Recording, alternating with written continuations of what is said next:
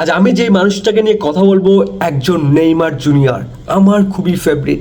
Recently ব্রাজিলের squad ঘোষণা করেছে, সেখানে তার জায়গা হয় না। তিনি যতগুলো ম্যাচ খেলেছে তার থেকে বেশি ম্যাচ তিনি মিস করেছেন তার ইনজুরির কারণে। সবুজ মাঠে হাসি নিয়ে নামেন নেইমার, কিন্তু বারবার আঘাত ভেঙে দেয় তার স্বপ্নের ডানার। গোলের জাদুকার হয়েও তিনি যেন কষ্টের কবি। নেইমারের গল্পটা শুধু নয় সাফল্যর, বরং অশ্রু আর লড়াইয়ের এক দুঃখ গাথা। এই নেইমারের জুনিয়রের যে লম্বা লিস্ট রয়েছে ইনজুরি, সেই লম্বা লিস্ট নিয়ে আমি আজ কথা বলবো। ব্রাজিলের হয়ে তিনি এখনো পর্যন্ত খুব বেশি কিছু জিততে পারেনি। কোপা আমেরিকার ফাইনাল খেলেছেন, লিওনেল মেসি আর্জেন্টিনার কাছে হেরেছেন, কিন্তু তিনি এখন পর্যন্ত ব্রাজিলের টিমের হয়ে কিন্তু অলিম্পিক্সে মেডেল জিতেছেন। বার্সেলোনার হয়ে তিনি অসংখ্য গোল, অসংখ্য ট্রফি, অসংখ্য ইন্ডিভিজুয়ালি অ্যাওয়ার্ড তিনি জিতেছেন। বার্সেলোনার ইতিহাসে সব থেকে সেরা কামব্যাক পিএসজির সঙ্গে সেই জয়েরও নায়ক ছিলেন এই নেইমার জুনিয়র। কিন্তু তিনি একসময় হারিয়ে গিয়েছেন তার ইনজুরির কারণে, তার ভুল ডিসিশনের কারণে।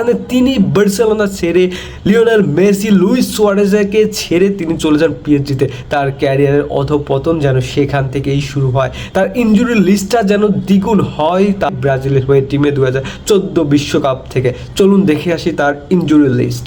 2020-21 সিজনে নেইমার জুনিয়র তিনি 6 বারের বেশি ইনজুরিতে পড়ে। কখনো অ্যাঙ্কেল প্রবলেমস, কখনো অ্যাডাক্টর পেইন, কখনো ফিটনেস, কখনো অ্যাঙ্কেল ইনজুরি, কখনো আবারও অ্যাডাক্টর পেইন। এইভাবে তিনি টোটাল 6 বার 2020-21 সিজনে তিনি ইনজুরিতে পড়েন। এই 6 বারে একবার তার 77 ডেজ তিনি মাঠের বাইরে ছিলেন। এর ভিতরে তার যে অ্যাডাক্টর ইনজুরি, অ্যাঙ্কেল ইনজুরি, এর ভিতরে তিনি 26 দিন, 37 দিন, 10 দিন, 5 দিন এরকম করে তিনি ন্যাশনাল টিমের হয়ে প্রায় 15টি ম্যাচ, ক্লাবের হয়ে তিনি 9টি, 5টি, 4টি করে ম্যাচ তিনি মিস করেছেন। 2022-23 সিজনে তিনি অ্যাঙ্কেল সার্জারিতে মাঠের বাইরে চলে যান। সেখানে 131 দিন তার মাঠের বাইরে থাকা লেগেছে। 2023-24 সিজনে তার মাস্কুলার প্রবলেমের জন্য প্রায় 31 দিন মাঠের বাইরে থাকা লেগেছে। আল হিলালের হয়ে 5টি ম্যাচ তিনি মিস করেছেন। 2023-24 লিগামেন্ট টিয়ারে 340 দিন তিনি বাইরে থেকেছেন, প্রায় 1 বছর হতেই যে তার 25 দিন পার হলেই।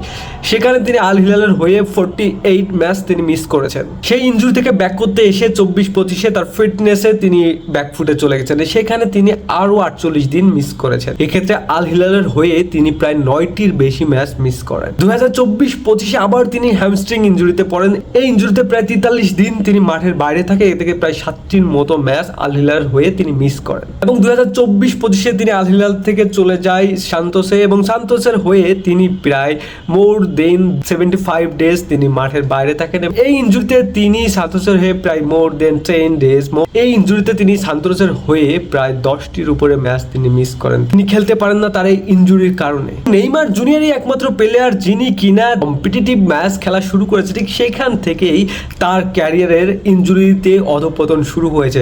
2013-14 সিজন থেকে 2024-25 সিজনে এমন কোনো সিজন বাদ যায় নাই নেইমার জুনিয়র তিনি ইনজুরিতে পড়েন নাই। নেইমার জুনিয়র হয়তো ভাবতেই পারেন তিনি হচ্ছেন পৃথিবীর সবথেকে হতাশাজনক প্লেয়ার, যে কিনা তাহার নিজের মতো করে তার ফুটবল ক্যারিয়ারটাকে গোছাতে পারে নাই, যে কিনা তার ভুল ডিসিশনে, তার ফিটনেসের জন্য, তার ইনজুরির জন্য তিনি ক্লাব থেকে নিজের ন্যাশনাল টিম সব জায়গায় অবহেলিত হয়েছে।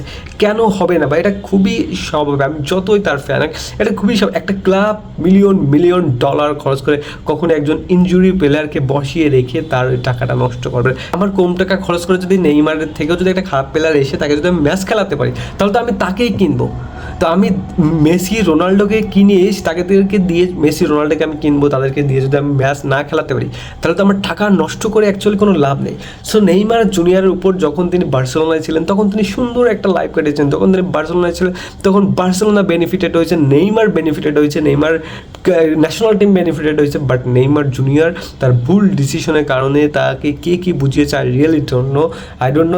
ইব্রাহিমোভিচ বলেছিলেন যে বার্সেলোনায় থাকলে তিনি কখনো সুপারস্টার হতে পারবেন না, তিনি গড হতে পারবেন না, সেখানে মেসি রয়েছে, এই জন্য তিনি চলে গিয়েছেন পিএসজি। তো ফাইন, পিএসজিতে তিনি গিয়েছেন, আমরা নেইমারের জন্য সবসময় আমাদের জন্য শুভকামনা ছিল। কিন্তু নেইমার যে পিএসজিতে কী করেছেন, চ্যাম্পিয়ন্স লিগ তিনি জিততে পারেন না, তিনি ফাইনাল খেলেছেন বাট তিনি জিততে পারেন না। এরপরে ন্যাশনাল টিমের হয়ে তার ভরাডুবি শুরু হয়। সো আলটিমেটলি আমরা যদি এটা গবেষণা করি তাহলে আমরা দেখবো নেইমার জুনিয়রের বার্সেলোনা ছাড়াই হয়েছে তার ক্যারিয়ারের সব থেকে বড় ভুল।